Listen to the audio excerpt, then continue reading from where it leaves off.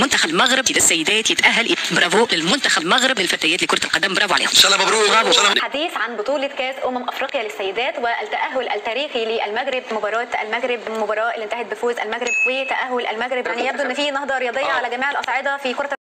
السلام عليكم اخوتي العزاز، نتمنى نلقاكم هذا الفيديو بخير وعلى خير. فيديو جديد على القناة ديالكم اللي دائما كنقلبوا على الجديد في المجال الرياضي باش تستمتعوا معنا بالجديد ان شاء الله، بالفيديوهات اللي دائما الجديد على القناة. وكنبغيو نشكروا اي واحد كيدعم القناة بلايك، متابعة وبارطاج باش دائما اتوصلوا بالجديد. قبل ما نبداو الفيديو غنقول لكم خليونا الاراء ديالكم على هذا الفيديو هذا، ونتلاقاو في الاخر ديالو. يلا نتفرجوا له مجموعين. ليتس جو. منتخب المغرب للسيدات يتأهل. برافو للمنتخب المغرب للفتيات لكرة القدم، برافو عليهم. ان شاء الله مبروك. يعني المغرب عملت قفزه كبيره برشا. المغرب تبرز كي تبرز بالانزيفيدواليتي نتاعها. المغرب تو ماهيش مغرب، ماهيش مقارنه. اما راهو بروا كي تجي باش تقدم مباراه، يعني نحب علاش خاطر يخدموا لوجيك، يخدم كورب، يحط لك كورب ويحط لك العوامل اللوطه ويحط لك البوزيسيون نتاع الفيفا من الفوق. وقت اللي تونس ماشيه قاعده فهمتي وتطيح في الكلاسمون، هما لا كورب اوبوزي صح، ماشي يطلعوا. بار كونتر تقول لي لقاو برشا مشاكل، نقول لك صحيح.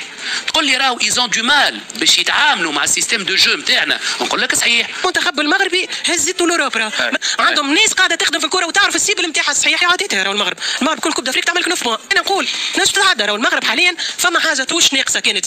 حديث عن بطولة كأس أفريقيا للسيدات والتأهل التاريخي للمغرب. مباراة المغرب، المباراة اللي انتهت بفوز المغرب وتأهل المغرب، يعني يبدو ان في نهضة رياضية على جميع الأصعدة في كرة القدم الرجال والنساء في المغرب. النموذج بتاع المغرب ده بكل تواضع، ركز معايا، بكل تواضع ارجوك روح شوفه واعمل زيه بالظبط. هتقول لي انا التاريخ، هتقول لي انا اللي عملت، هتقول لي انا اللي اسست، هتقول لي انا جيت اول واحد، هقول لك على عيني وعلى راسي مفيش خلاف. بس هم جريوا خدوا خطوات سريعه. المغرب متسيده، انت متخيل احنا اتاخرنا في خطوات.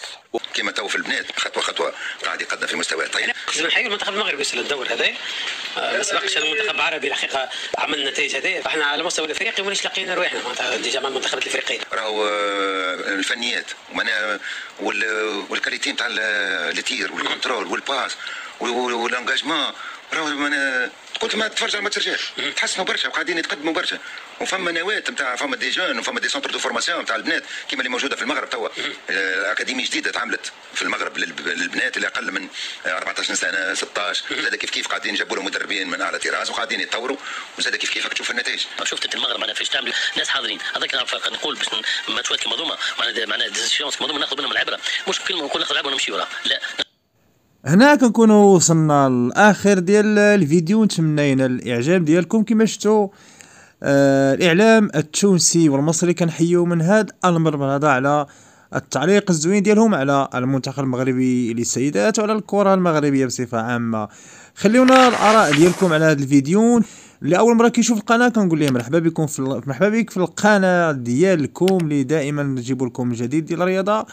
وصلتي هنا كنقول لكم سيروا الله يسهل عليكم، شوف في فيديو جديد. تهلا.